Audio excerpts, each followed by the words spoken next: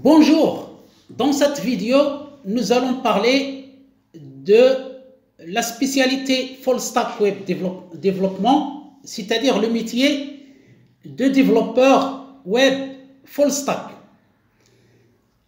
Nous allons commencer par le métier. Qu'est-ce que le métier de développeur web Full Stack? Pour être technicien spécialisé en développement digital option full stack,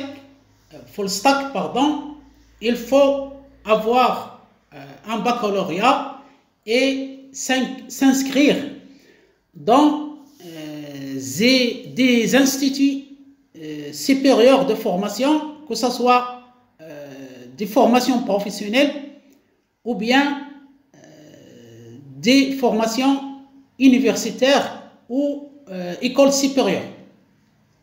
Un technicien spécialisé en développement digital option full stack est un professionnel capable de réaliser des tâches à n'importe quel niveau technique de la pile des différentes couches qui constituent une application informatique ou un site web. Donc en général, un développeur full stack, c'est quelqu'un qui intervient dans toutes les différentes couches, c'est-à-dire le front-end côté client et le back-end côté serveur. Les deux autres options disponibles pour cette spécialité de développement digital, technicien spécialisé, c'est l'option mobile, c'est-à-dire les applications sur smartphone, sur téléphone mobile, et l'option réalité virtuelle et ou réalité augmentée, c'est-à-dire tout ce qui est 3 dimensions, 3D, tout ce qui est simulation, tout ce qui est virtualisation. Pour devenir technicien spécialisé en développement digital option full stack, il faut maîtriser les compétences professionnelles. Qu'est-ce qu'une compétence?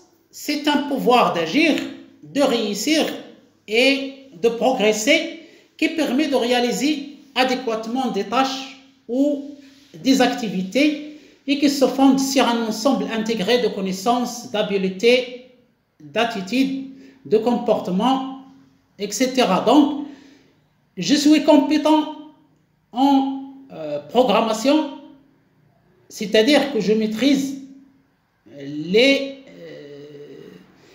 requis pour programmer et j'ai des habiletés, j'ai des connaissances, j'ai aussi des attitudes et des comportements.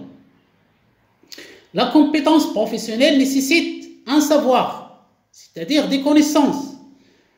J'ai appris, j'ai compris, je sais. Il nécessite aussi un savoir-faire, c'est-à-dire pratiquer ce que nous avons appris, mettre en pratique ce que nous avons appris. C'est la mise en œuvre du savoir. J'applique, je pratique, je fais. Et troisième composant de la compétence professionnelle, c'est le savoir-être, c'est-à-dire j'adapte mon comportement à ma situation professionnelle, je sais interagir avec mes collègues, je sais communiquer, je sais travailler en équipe, etc. Donc, j'ai des attitudes adaptées. On trouve deux types de compétences qu'il faut développer. D'abord, les compétences spécifiques au métier qui portent sur des tâches types des métiers ou de la fonction de travail et qui rendent la personne apte à assurer avec efficacité la production d'un bien ou d'un service. Par exemple, la production d'un site web.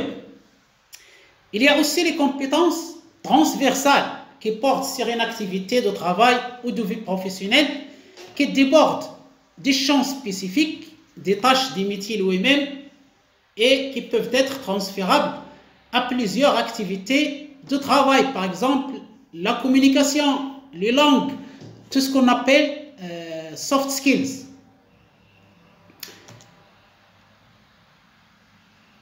Nous avons vu les compétences d'un développeur full stack, d'un développeur web. Maintenant, nous allons passer aux aptitudes, c'est-à-dire l'esprit de la disposition de la personne. Est-ce qu'il a un esprit de logique?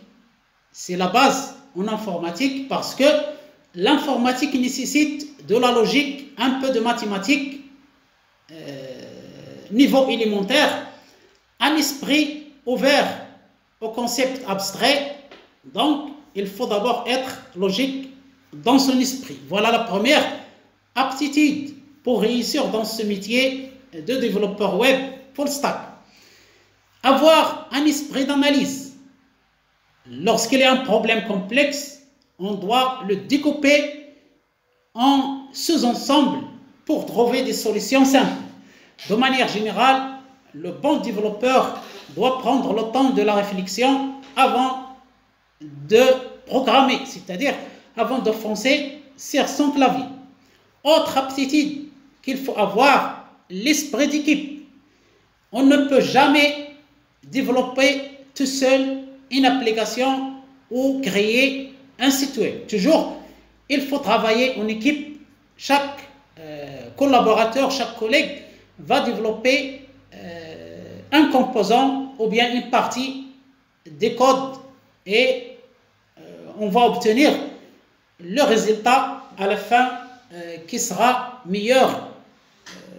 Donc, ce métier de développement, on n'est jamais seul, on ne peut pas travailler seul, il faut toujours une équipe, c'est la règle. Donc, avoir l'esprit d'équipe, c'est-à-dire la capacité du développeur à participer à l'atteinte d'un objectif partagé, à collaborer avec les autres, à privilégier surtout la réussite du groupe plutôt que sa réussite individuelle. Autre aptitude pour devenir développeur web full stack, la curiosité, être curieux, l'envie de s'auto-former. C'est-à-dire il faut rester à jour au regard des nouvelles technologies, des marchés, le monde de la programmation, le monde du développement et de l'informatique en général évolue constamment. Il y a toujours des changements, toujours des nouveautés. Il faut vraiment avoir l'amour de la technologie, de l'information et de la communication pour réussir dans ce domaine. Autre aptitude, la communication. Il faut savoir écouter et s'adapter à chaque interlocuteur, que ce soit un collègue ou bien un client. Et enfin, être méthodique et avoir de la rigueur. Pour être un bon développeur, il faut avoir de la rigueur. Voilà pour les compétences, les aptitudes à avoir, à acquérir pour être un développeur full stack. Passons maintenant à la spécialité des développeurs web full stack. Qu'est-ce qu'un développeur web full stack? C'est une personne capable de développer, c'est-à-dire de coder à la fois des applications web client, ce qu'on appelle en anglais front-end, et des applications serveurs, des logiciels serveurs, appelés en anglais back-end. Front-end fait référence à l'apparence d'un site web, d'une page web, ce que l'utilisateur voit lorsqu'il ouvre un site web. Tandis que back-end fait référence au fonctionnement de ce site web. Quelles sont les compétences dont nous avons parlé il y a quelques instants qu'un développeur web full stack doit maîtriser? D'abord, il faut maîtriser HTML et CSS, les deux langages de développement de sites web. Il faut vraiment les maîtriser, et en plus, un développeur web full stack doit programmer un navigateur en utilisant les langages de programmation JavaScript, jQuery, Angular, Vue, etc. Un navigateur, c'est par exemple Chrome. C'est le logiciel qui permet d'accéder à un serveur web et d'afficher les pages web. Il faut avoir aussi la compétence de programmer un serveur en utilisant PHP, ASP, Python, Node, etc. Un serveur web, c'est côté serveur, c'est-à-dire back-end, et ça permet d'héberger le site web et de le faire fonctionner. Par exemple, le serveur web de Microsoft Windows, bien sûr, Windows Server, et le service ou bien l'outil d'administration de IIS. C'est un exemple de serveur web, ou bien Apache, ou bien open source, etc. Ou bien le cloud. Troisième compétence essentielle à développer par le développeur web full stack, c'est-à-dire à acquérir, à maîtriser, c'est programmer une base de données en utilisant SQL, le langage d'interrogation de base de données, Structured Query Language, SQLite, MongoDB, etc., MySQL, Oracle, etc. Donc, il faut programmer une base de données. Voilà les compétences d'un développeur web full stack, c'est-à-dire front-end côté client et back-end côté serveur. Quelques logiciels clients, c'est-à-dire front-end, à maîtriser, surtout des langages de programmation, PHP, HTML, CSS, Bootstrap, JavaScript, XML, Grand, Redux, etc., etc. Et on va voir maintenant les logiciels serveurs, les langages de programmation pour programmer un serveur web, ce qu'on appelle le back-end, le fonctionnement des sites web.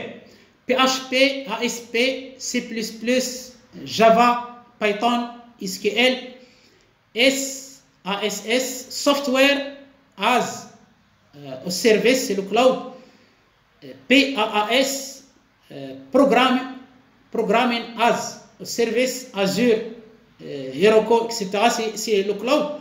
Donc voilà pour quelques langages de programmation, quelques logiciels à maîtriser pour être un développeur back-end, un développeur web back-end. Et bien sûr, pour être full stack, il faut maîtriser le front-end et le back-end. Les stacks les plus populaires, c'est-à-dire full stack, par exemple, LAMP, ce sont des initiales stack, maîtriser JavaScript, Linux, Apache, MySQL, PHP, LOMP, MEAN, Django Stack, Ruby on Rails, etc.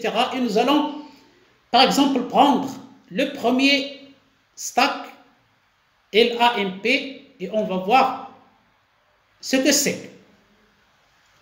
Stack, en anglais, c'est pile en français, une pile, c'est-à-dire lorsqu'on ramasse des choses une sur une, on constitue une pile, c'est-à-dire au stack. Et full, c'est entier. Full stack, c'est-à-dire une pile entière. Donc, une pile LAMP ou bien LAMP stack est un ensemble de 4 technologies logicielles différentes que les développeurs utilisent pour créer des sites web et des applications web. C'est un acronyme du système d'exploitation Linux, L c'est Linux, serveur web Apache, A c'est Apache, serveur de base de données MySQL, M et enfin P c'est le langage de programmation PHP. C'est-à-dire si vous maîtrisez le système d'exploitation Linux, le serveur web Apache, le serveur de base de données MySQL et le langage de programmation PHP, vous êtes un LAMP stack. Vous avez la technologie, vous maîtrisez la technologie LAMP stack. Ces 4 technologies sont open source, c'est-à-dire elles sont gérées par la communauté et librement accessibles à tous. Ils sont gratuites. Les développeurs utilisent les piles LAMP pour créer, héberger et gérer des contenus web. Et cette solution LAMP est fréquemment utilisée dans le monde entier et de nombreux sites web à laquelle nous accédons sont développés à partir de cette pile, à partir de ce stack. Pour devenir développeur full stack, c'est-à-dire maîtriser à la fois le front-end et le back-end, est-ce que c'est simple, est-ce que c'est facile, est-ce qu'il y a des avantages? Oui, il y a des avantages, mais il y a aussi des inconvénients. Pour devenir back-end, développeur web back-end, il faut d'abord maîtriser le front-end, ça c'est sûr. Mais si vous voulez être uniquement un développeur front-end, ce n'est pas la peine de maîtriser tout ce qui est côté serveur, c'est-à-dire le back-end. Si vous voulez maîtriser les deux, les avantages sont que vous maîtrisez toutes les techniques impliquées dans un projet de développement web. Vous pouvez réaliser un prototype très rapidement, vous apporter de l'aide à tous les membres de l'équipe. Vous pouvez réduire le coût des projets parce que vous voyez le projet en globalité, dans sa généralité. Vous pouvez réduire le temps consacré à la communication en équipe. Vous pouvez basculer entre le développement front-end et back-end en fonction des besoins parce que vous maîtrisez les deux.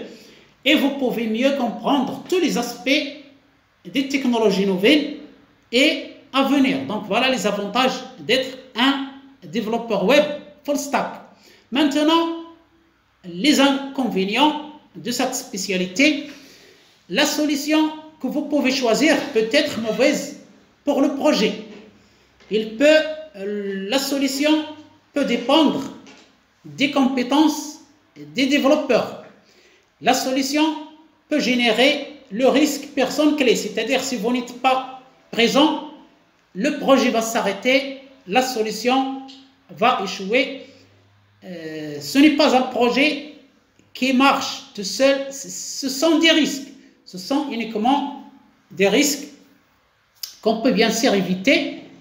Et enfin, être un développeur full stack est de plus en plus complexe parce que la technologie change.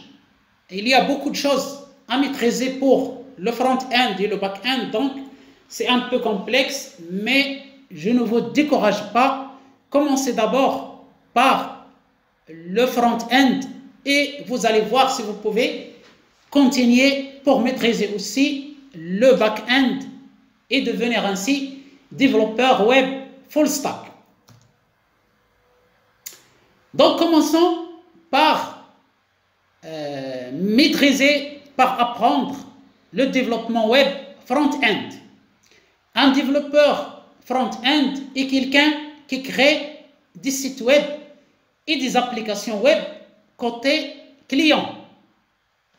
Les langages de base qu'il faut maîtriser pour développer côté client, c'est-à-dire front-end, sont HTML, CSS et JavaScript. Commençons par définir ce que c'est que le langage HTML. HTML signifie Hypertext Markup Language. C'est le langage de balisage standard pour les pages web. Les éléments HTML sont des éléments constitutifs des pages HTML. Ils sont représentés par des balises en anglais tags. Ce sont des tags entre, ce n'est pas les crochets, entre les signes inférieurs et supérieurs. Un exemple de code HTML, voilà comment on fait donc les balises H1, les tags H1, c'est-à-dire heading, le titre, title, P, paragraphe, body, etc. Donc, le résultat, il est à droite, affiché. Voilà un exemple de code HTML. Passons au deuxième langage qu'il faut maîtriser pour être un développeur front-end, c'est le CSS. CSS, Cascade in Style Sheets. En français, feuille de style en cascade. Ce langage décrit comment les éléments HTML doivent être affichés. Et nous allons voir un exemple de code CSS. Voilà à gauche le code et à droite le résultat.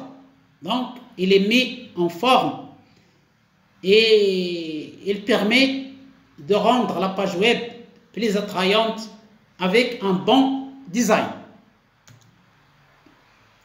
Troisième langage à maîtriser, c'est le JavaScript, qui est un langage de programmation pour le web. Il peut mettre à jour et modifier à la fois HTML et CSS. JavaScript peut calculer, manipuler et valider des données. Exemple de code JavaScript, à gauche le code et à droite le résultat, c'est-à-dire lorsqu'on exécute ce code, il calcule x, y, z qui sont des variables et il affiche la somme de x plus y. Voilà pour le développement front-end. Maintenant, on va passer au développement web back-end. Un développeur back-end a pour mission de concevoir tous les éléments techniques indispensables au fonctionnement d'un site web côté serveur. Les langages de base pour le développement web back-end sont Python, Ruby, PHP et Java et bien d'autres. Bien sûr, messieurs, on maîtrise ces quatre, c'est déjà très bien. Commençons par Python. Python est un langage de programmation populaire.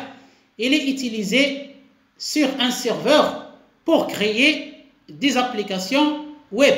Ce n'est pas seulement des applications web, d'autres choses. Python est un langage de programmation général, mais on l'utilise couramment pour créer des applications web. Exemple de code Python, print, c'est-à-dire afficher Hello World, et voilà le résultat à droite. Deuxième langage de programmation côté serveur, c'est-à-dire back-end, Ruby, c'est un langage de programmation populaire utilisé pour de nombreux aspects du développement d'applications web à l'analyse de données. C'est comme Python, lui aussi on l'utilise dans l'analyse de données et dans bien d'autres choses. Ruby est le plus souvent utilisé pour créer des applications web, mais comme il s'agit d'un langage général, il peut être utilisé pour de nombreux autres types de programmes comme nous l'avons précisé. Des exemples de code Ruby. Le premier exemple affiche le carré de chaque nombre dans un tableau. Le deuxième exemple calcule la racine carrée de quelques nombres. Et le troisième trie des chaînes de caractères selon leur taille.